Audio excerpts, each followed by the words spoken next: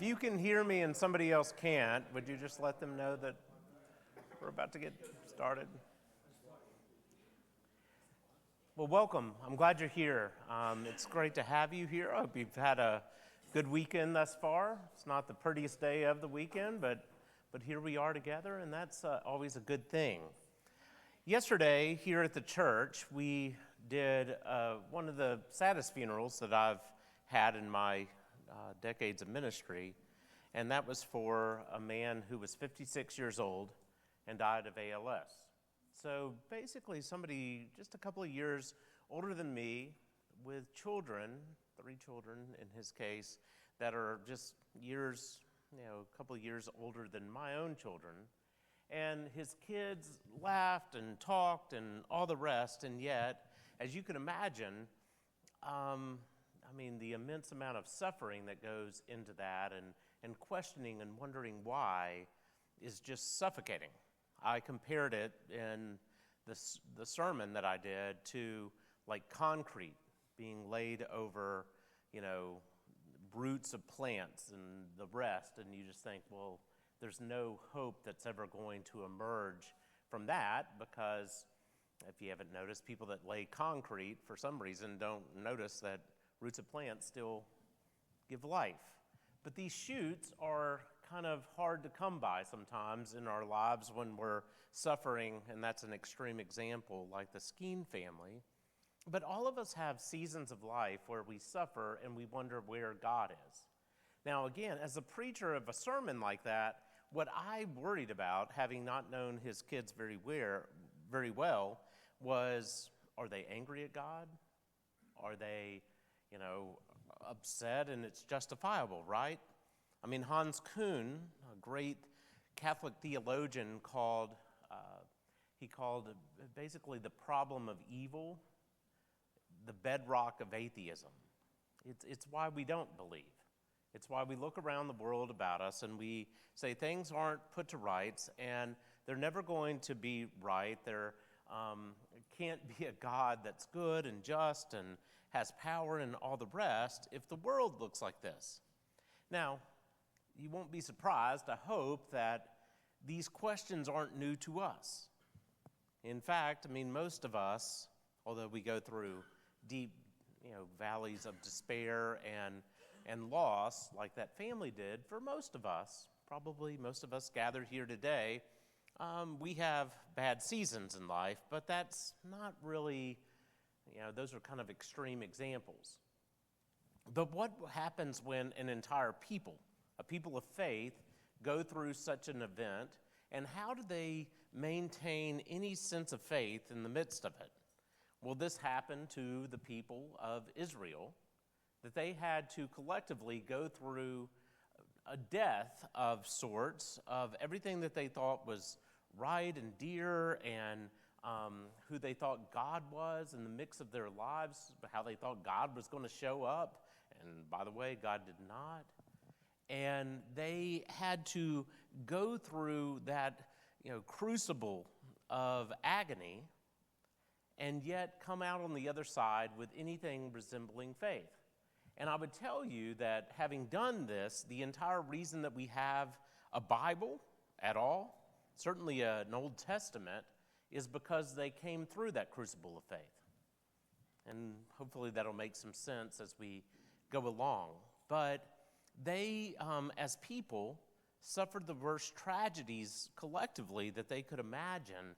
And yet here we are in 2024 with the Jewish people still proclaiming God, believing, despite so many assaults on their faith.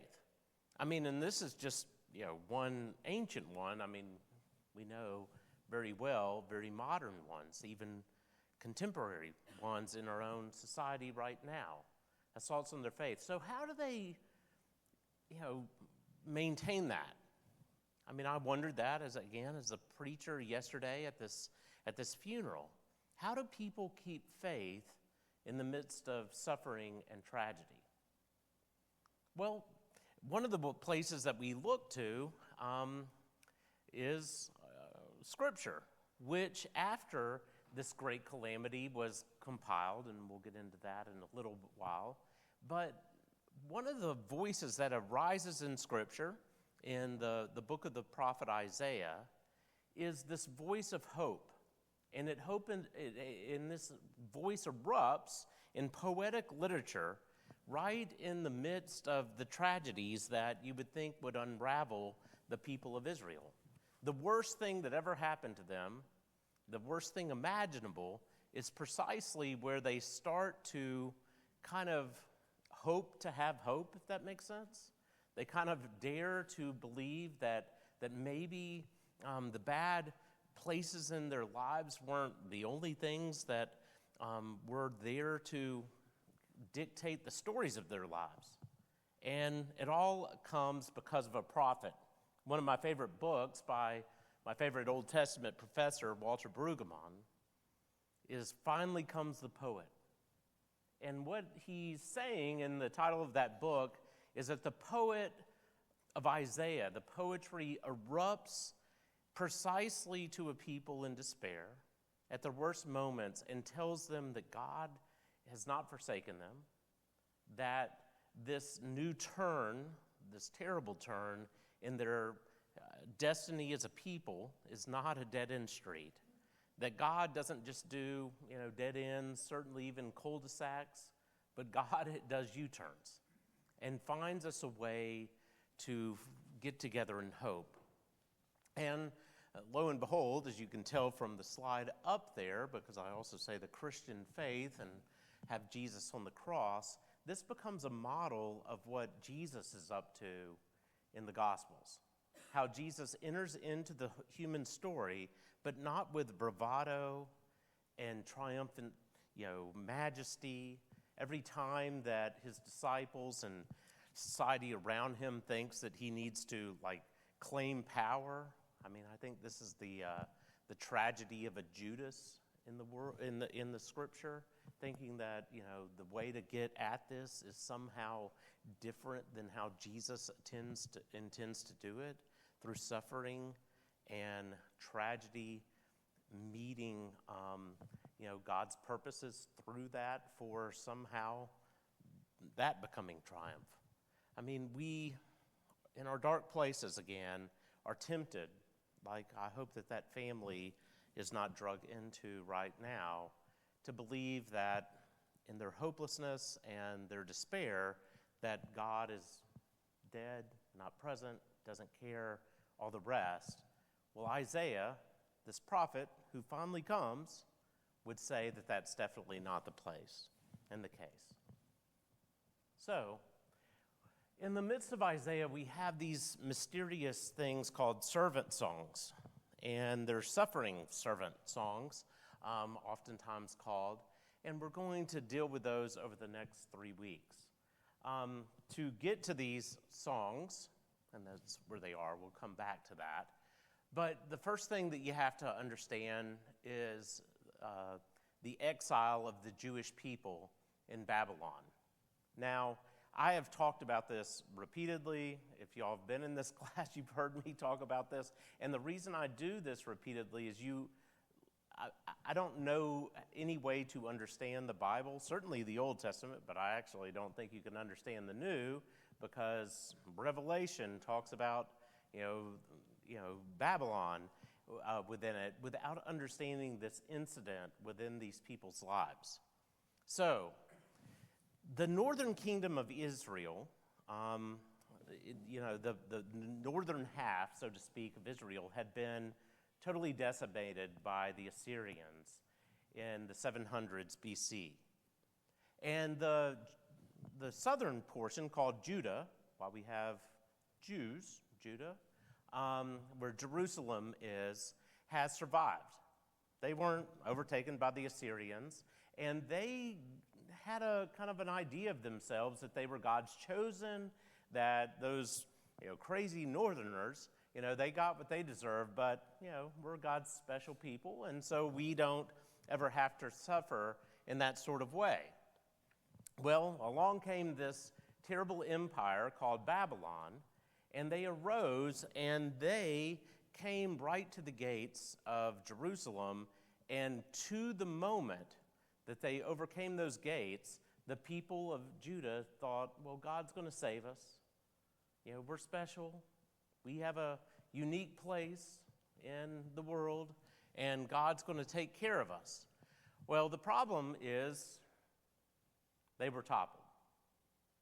And they were toppled in 586. Babylon comes in, destroys the temple. So you maybe have heard first temple, second temple, these sorts of things. When Jesus is around, it's the second temple. Now there's no temple because the Romans follow Babylon and destroy the second temple. But this is the first temple, the Temple of Solomon, that is destroyed. And how Babylon went about being an empire is that they would basically decapitate the senior leadership, the elite, so to speak, from the people that they were conquering, and they would take them in exile into Babylon. And that way, nobody could basically ever reformulate, at least in their minds, or reconstitute what it means to be a people. The entire purpose of this, why you destroy a temple, why you destroy this people by taking away their religious leaders and their political leaders and everything else, is because you want to give them no hope that they have a purpose and a future at all. And this is kind of where the people of Israel sit for, as you can see, almost 50 years, that they are sitting in exile. Now, we have people that live good long lives. Longevity back then wasn't exactly the same. So most of the stories of home were just that. They were stories. Very, very few people that were exiled and living in Babylon. And by the way, that's what it looks like. Jerusalem to Babylon. That, by the way, is modern Iraq. It's where Babylon is. So this shows you them going home, which we'll get to. But that they had to go there first, right? And so they go all the way over there. And these people lived there for 50 years. Now, most of them, unless you were a little bitty kid with very little memory, have any idea of what home is. And so they basically have bought into Babylon's, which was Babylon's entire purpose, their ideas of their supremacy, that there's no home that's worth going to, that home doesn't really matter, that your God has been defeated. Look, what happened to your temple? And so everything that these people in exile are tempted to believe is that their God has abandoned them or wasn't strong enough or whatever. Okay, does this make sense? And so this is how they live for these decades.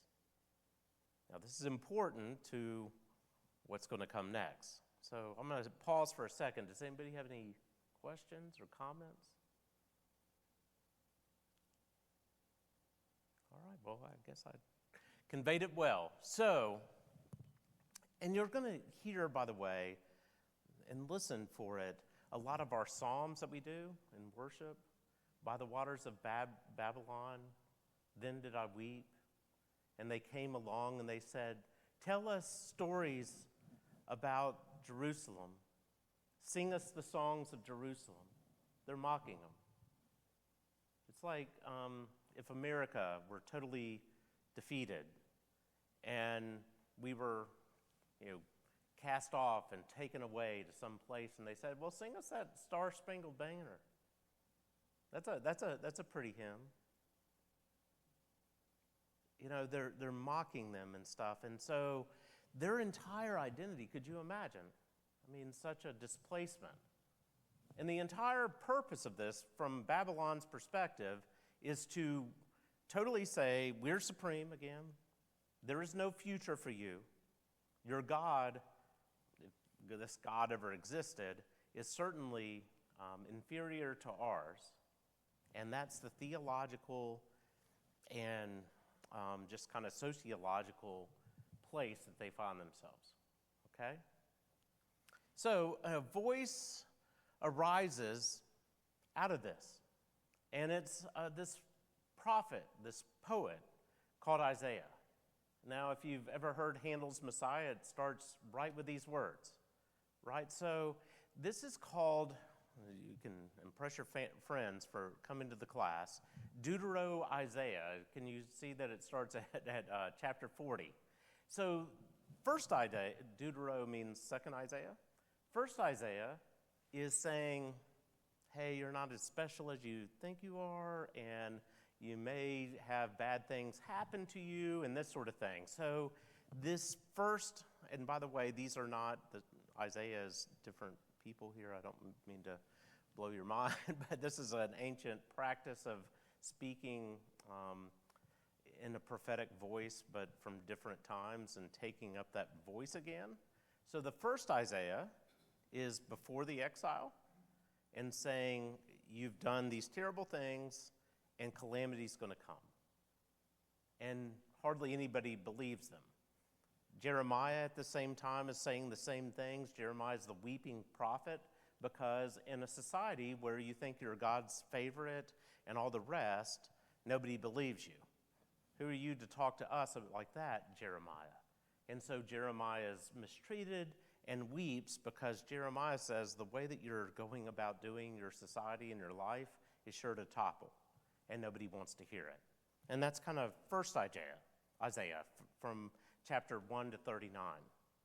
All of a sudden, a different voice emerges in that voice of Isaiah, and it's happening to a people in exile. Now again, they have been at this point in exile. They're in Babylon for about 50 years. They're all the way over there.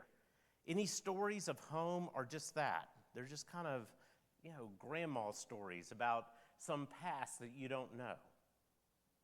And all of a sudden, this voice erupts, and very famous words that you may recognize, I hope you do. Comfort, oh, comfort my people, says your God. Speak tenderly to Jerusalem, and cry to her that she has served her term, that her penalty is paid, that she has received from the Lord's hand double for all her sins. This sounds familiar, I hope. A voice cries out, in the wilderness, prepare the way of the Lord. Make straight in the desert a highway for our God. Every valley shall be lifted up, and every mountain and hill be made low. The uneven ground shall become level, and the rough places a plain. Then the glory of the Lord shall be revealed, and all flesh shall see it together, for the mouth of the Lord has spoken. So everybody recognize that verse 3, where that's coming from in the New Testament. It's picked up again. Who is that? John the Baptist, right? And so, but John the Baptist takes this up because he's trying to tell his own people that they're in exile again, to just kind of give that part away. He's trying to say to them, we're kind of like the people in Babylon, our ancestors way back when. So that's 600 years before that he's taking up the same voice.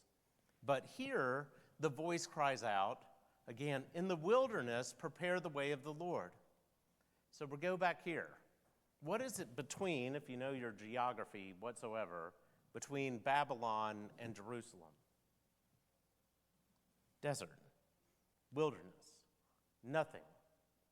Now, what we know about the Israelites in Babylonian captivity is that they were second-class citizens for sure, but they also they had rose to ranks of some authority. They basically were kind of treated mostly okay. And home, in other words, was a long way away. You had to get there, you had to go through deserts and mountains and all the other sorts of trials and tribulations. And it was basically grandma and grandpa's place that they called home. In other words, they did not know if that was their home. I mean, we take it for granted that, obviously they just wanted to go home. But they had kind of made their peace, very many of them, with a compromised way of just kind of living in a world that's broken, which Babylon was for them. And Isaiah, one of his chief, things that he has to accomplish is to convince people in exile that exile is not home. I can tell you as a preacher that I believe that this is one of the first things that I do, is to convince people that the way things are in this world aren't the way things have to be in this world. I mean, I cannot tell you the amount of times that I've preached the Beatitudes, and I've had parishioners, I'm not going to name names, but come up and say, well, I don't know how to do that because, I have to live in the real world. Love your enemies. Do good to those who harm you. The first or last, the last. I mean, all of these things don't make any sense in the world. And you probably, if you've been around here for long and heard me preach, I will say this refrain at times in my preaching and say, well, how's the real world working out for you? I mean, because we have made our peace in a world that's not peaceful. That's not okay. And so Isaiah basically has that same responsibility, but on steroids, for people literally in exile to say that they actually can go home. Now, going home is already hard, just getting there. But when they go home, what is home? I've never been there. Again, my grandparents talked about it. But what we know is it was destroyed. So you have to go through all of this just to rebuild. This is kind of like, the folks that left New Orleans after Katrina and were in that diaspora. So few of them, the city of New Orleans, if you know this, like halved in size because so few people, chose to go back. What are we going back to? Well, they actually had a memory of a home. This has zero. And this voice, comfort, oh, comfort my people, speak tenderly, and a voice cries out, in the wilderness, prepare the way of the Lord. And all of this is not figurative like John the Baptist. There's got to be a way. If we're going to get home, you got to make a straight path through the desert, a highway for God. In other words, it's time to go home. And this is the way that we're going to get there. I'm going to pause again just for a moment for any questions or comments.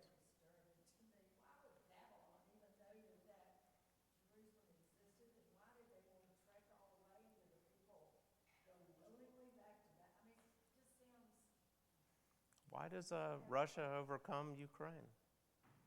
Why does any empire why did Rome, go to France? There's something obviously within human nature, especially when you're powerful, to dominate. And the people just willingly went? Well, they didn't will it. They were overcome. They were militarily defeated. They didn't have a choice. How far are we talking? Well, I don't know the mileage, but that far. It's not a. James is going to take the teenagers on a hike up to the star. It's not that. Are you too? I said Dan's going to take? I said James. Did it? Oh, okay. Well, I didn't know that you were. So. No, nobody totally knows. We know it wasn't all of the Jewish population, but it was, again, kind of the elites. It was kind of their religious leaders and their governmental leaders. And, So they left some people in Jerusalem. Yeah. But they took the higher ups so that they could reorganize. Right. That was the purpose. It seemed like they just got rid of, killed the higher ups to not worry about having to get them to Babylon while they worry about it. Well, thankfully they did not. But yeah. So all these empires, by the way, Persia has a different way, and they're going to go home. Basically, Persia has overcome, by the way, at this point, Babylon. And the Persian, I'm sorry? Was Babylon a big empire? Oh, yeah. That's why they're expanding like that. Yeah. And two, again, you can't understand the Old Testament without understanding this. This moment, I mean, you can't understand modern Judaism without this. 500 to 600 miles from Babylon. All right, thanks, Fed. So 500, 600 miles. I mean, that's not a short walk. And it's desert, which is why you need the highway through the desert, okay? So again, these different empires. I mean, I've talked about this before, but I'll just real quickly. The people of Israel until the 1940s, when they regained control over the land, basically never had control of that from the Assyrians coming in 786 BC. They destroyed the northern part of Israel, what we would call the Galilee, like where Jesus is from.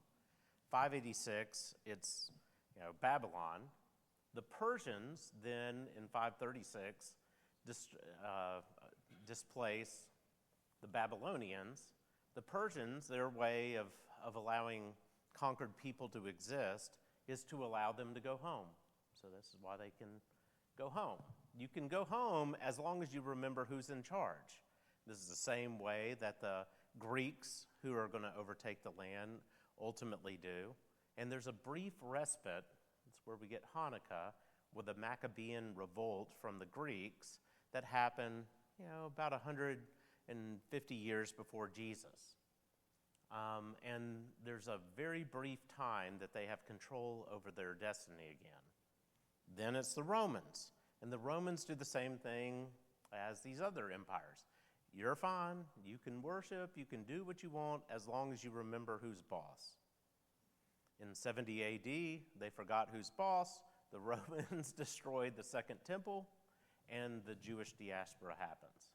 My point being, these are people who have lived under the thumb of some empire, and they all have different ways of being an empire, but their worst example of it, and the first time that they felt that vulnerability and loss, the first time that they lost their temple, the Temple of Solomon, was the Babylonians.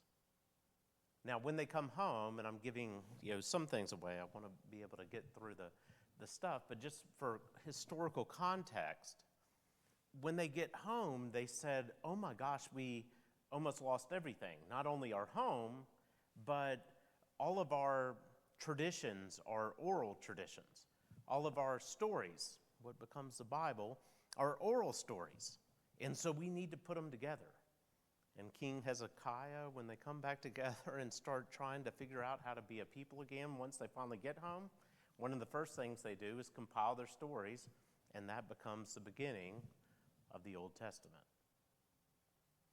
But this tragedy and this cut into their identity, I mean, again, it would be like if Americans, had an invading empire destroy the White House and the Capitol and the Supreme Court and the National Cathedral. And I mean, it would be all of that wrapped up in one, and then all of a sudden in, just to kind of humiliate us, took away, kind of the elites from our society and said, you have no future. Well, here's the thing. Y'all don't know anything much except about the Babylonian Empire, but Israel still stands. The Jewish people are still here. So how is it that they survived when this conquering empire said that they were done? And basically did everything they could to destroy them. And that's kind of the question underlying all of this. It's the question I said about yesterday's funeral. Is it possible to go through the loss of this young man? At least to me, he's young. And his kids still believe that there's hope and a future. Is there a way to have faith in a society that has forgotten God, and God seems very much not involved and too often dead? Well, this is what they're wrestling with by a gazillion as that happens. All right, did I present pretty well the landscape, okay? So again, out of this comes this voice, this poetry.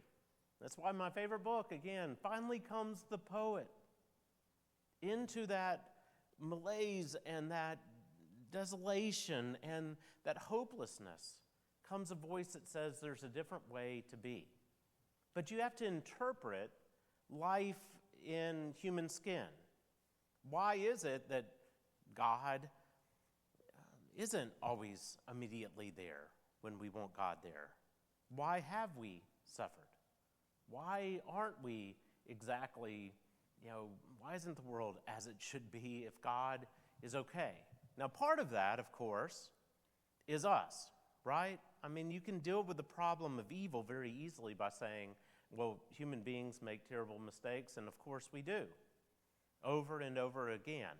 But I would say you only get about 75% there, because that doesn't explain why ALS happens to a 56-year-old, or cancer happens to a child, or a hurricane comes, or all the other sorts of things that come into the world. I mean, we could get there and just say, well, Babylon's horrible, and the biblical writers, all the way to Revelation, are going to do that. But what about us in that crucible? Why are we there, and where is God? And that brings us to these songs that come out from Isaiah.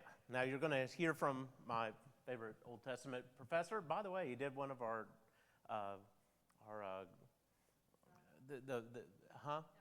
Dotson lectures here. Yes. So was anybody there when he came? Obviously, Fayetta was good. So I love Walter Brueggemann, which you probably can tell. It was before my time here. So, would somebody read this? So, I mean, I've talked enough. With a good voice? Anybody take that on, the first quote? The exiles knew no reality other than exile. They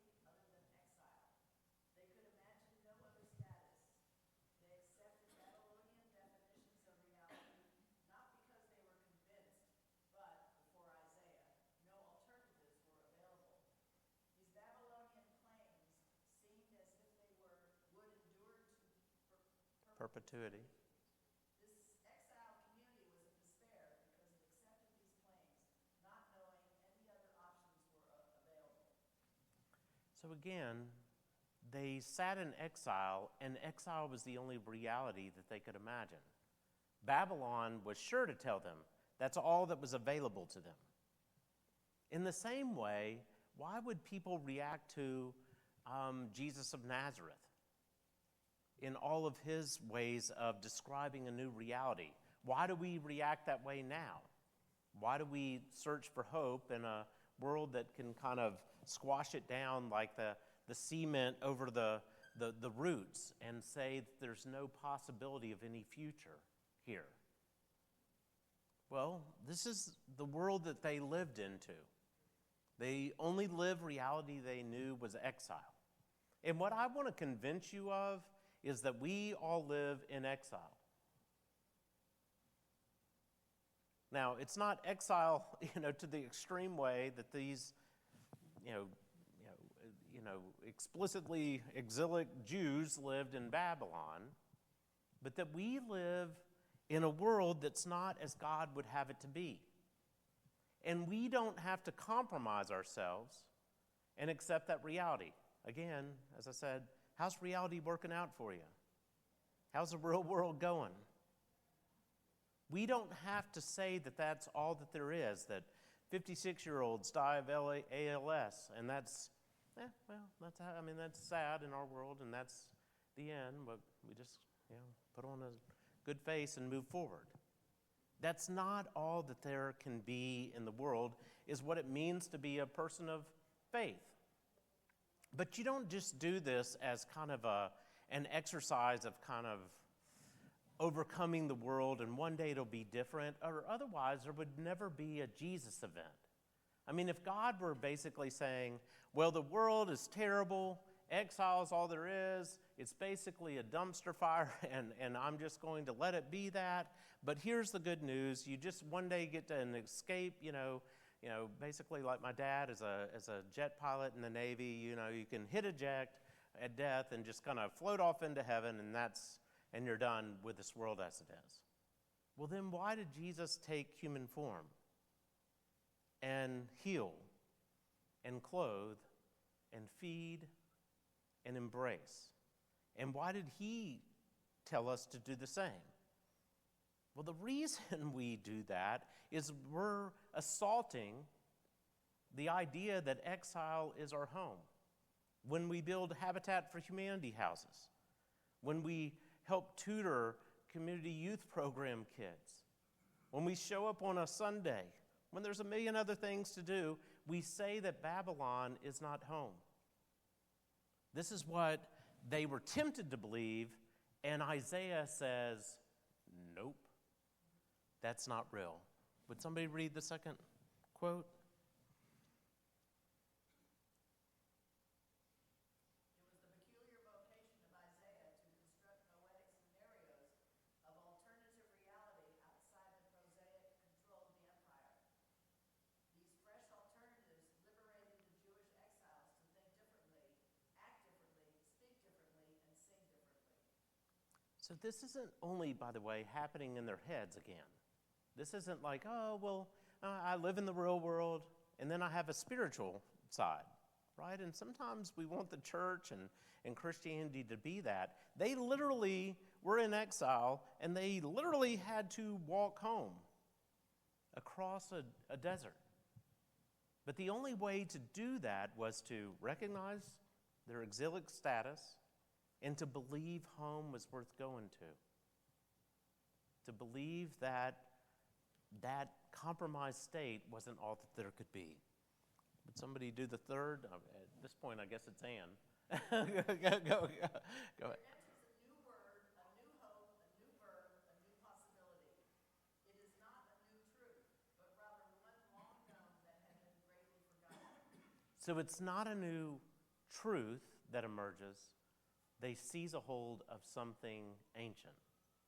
Yesterday we sang, O God, our help in ages past, our hope in ages to come, save us from the stormy blast. In the kids, when they got up to speak about their dad yesterday, they talked about the fact that they were raised in this church and that they were confirmed in this church. One told me he, in a Christmas pageant years ago, as a 30-year-old guy, did, the Christmas pageant reading from that very lectern where he got up to eulogize his own father. What's the help from the stormy blast? We cling to something that maybe we forgot was there. It's not a new truth. It's something there that we somehow forgot. So these songs again come about. And so the first one is that the servant's role, we're going to get into each of these as the weeks go ahead, and finally into Jesus and what Jesus is doing in his own suffering, is to establish justice, free captives, and open the eyes of the blind. And I'm not going to probably have time to do too much of this, but some of this is the first one of these that we're going to deal with today, and I'm going to show a video by a bishop of Durham and also a great New Testament scholar named N.T. Wright on this to kind of end the session today. But here comes my servant, I uphold, in whom I delight. I will put my spirit on him, and he will bring justice to the nations. All of a sudden, somebody's coming along. He will not shout or cry out, raise his voice in the streets. So all of a sudden, God's acting differently. How does Babylon act? Belligerent. I'm in charge. You have no future. It's the bravado of our age. It's the sickness that we endure every day that the biggest voice, the meanest person gets to, kind of control the microphone. But that's not how this servant does it. A bruised reed he will not break, and a smoldering wick he will not snuff out. That verse of Scripture is one of my favorite in the whole Bible, because all of us in our turn get a chance to be bruised reeds. And you think, well, just toss them aside. Smoldering wick, the candle that's about to be extinguished. But this servant doesn't act like that at all. So let's hear what N.T. Wright has to say, and we'll close this day. And it kind of starts in the middle. It's absolutely vital, because what the servant will do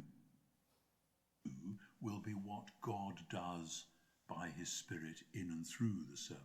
He will bring forth justice to the nations. This is the first of the so-called servant songs. Chapter 42, it's not clear where the poem within a poem actually finishes. I'm inclined to say verse 9, though it flows on into much of the rest of the chapter. But these servant songs, there are 4 of them, gradually develop this picture. It's the zoom lens principle again. Here we have a clear vision that God is going to put the world right, and he's going to do it through his servant. Who is his servant? At the moment, it seems to be the people of Israel. But there are problems with that, as we'll see. The vocation, however, remains. He will not cry or lift up his voice or make it heard in the street. He will work somehow in a way of gentleness, a way of support, a way of affirmation. He won't break a bruised reed or quench a dimly burning wick. He will faithfully bring forth justice, and he won't faint or be crushed. Remember the end of chapter 40, until he's done what God wants him to do, establishing justice in the earth. And the coastlands are waiting for his teaching. The world knows it needs justice. Very well, says God, here is my servant, and this servant is going to do it, and will do it with gentleness. And so verses 5 to 9, the servant is the focal point of the covenant purposes of the Creator God. I have called you, he says, in righteousness, verse 6. God is faithful to the covenant and faithful through the covenant to the nations of the world. I've given you as a covenant to the people. The servant embodies God's covenant purposes for the sake of the world, a light to the nations, to open the blind eyes and bring the prisoners out from prison. I am the Lord, verse 8, that is my name. My glory I give to no other, nor my praise to idols. A statement of absolute what we call monotheism. There is one God and no one else. And just to rub it in, verse 9, see, the former things have come to pass. New things I now declare. God sees the beginning, God sees the end. The idols see nothing, but God is now telling the people about it. So verses 10 and onwards, a summons to sing to the Lord a new song, a familiar refrain from Psalms 96 and 98 and elsewhere, and it comes again and again in the Psalms and in Isaiah. This idea that the whole creation is going to celebrate. You can't keep new creation out of this poem. It keeps bubbling out. It's not just at the end, though it comes there as well. Let the sea roar and all that fills it. The desert and its towns, the villages here and there, shout from the top of the mountains, because Yahweh goes forth like a soldier, verse 13, like a warrior. He cries out, he shouts aloud, he shows himself mighty against his foes. It looks as though there's been a long period in which he's done nothing. He says, yes, I've held my peace, I've waited, I've refrained myself. But now, in this vivid, extraordinary image, verse 14, he's going to be like a woman in labor, shouting in pain, waiting for the new thing that's going to happen, the new birth that's going to come forth. I will lay waste mountains and hills, dry up the rivers. I will lead the blind by a road they don't know. I will guide them and turn the darkness before them into light. These things have I done, and I will not forsake them. And another dig at the usual enemy, verse 17. Those who trust in carved images, they will be turned back and utterly put to shame.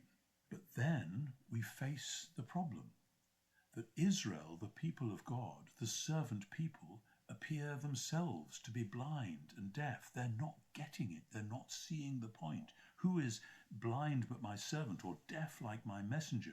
He sees many things but does not observe them.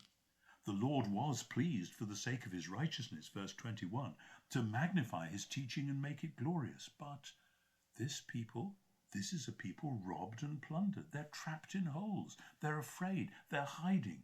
They have become a prey with no one to rescue them. How's it going to be? What is God going to do? And then the question, how did they get into that situation in the first place? Well, actually, who gave up Jacob to the spoiler? Verse 24. Was it not the Lord against whom we'd sinned? Here is the problem, which is the tension in this poem, but also the tension of the whole Old Testament. God has called Israel to be his servant people, but the servant people have themselves refused to walk in his way. So much so, verse 25, that he poured upon him the heat of his anger. It set him on fire all around, but he didn't understand.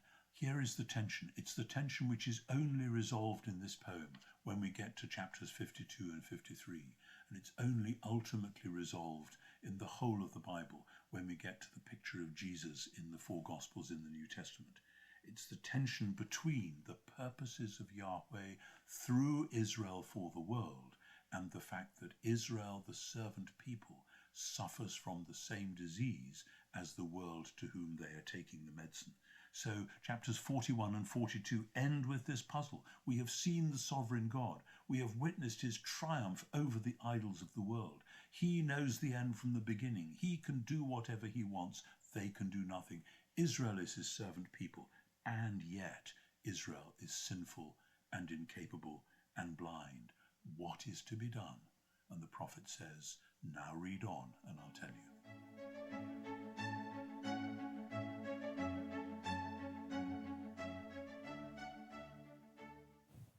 And so that's what we're going to do. What is to be done in a world where even the people of God don't act like the people of God, maybe don't believe the things of God, have made their home in exile, and have satisfied themselves with far less than God intends for them and the world about them? How do you become a light to the nations when you're a dimly burning wick yourself? Well, what ultimately they see is a God on the move, ultimately in this suffering servant narrative in Isaiah, and then for us as Christians, we believe 600 years after that in the person of Jesus of Nazareth.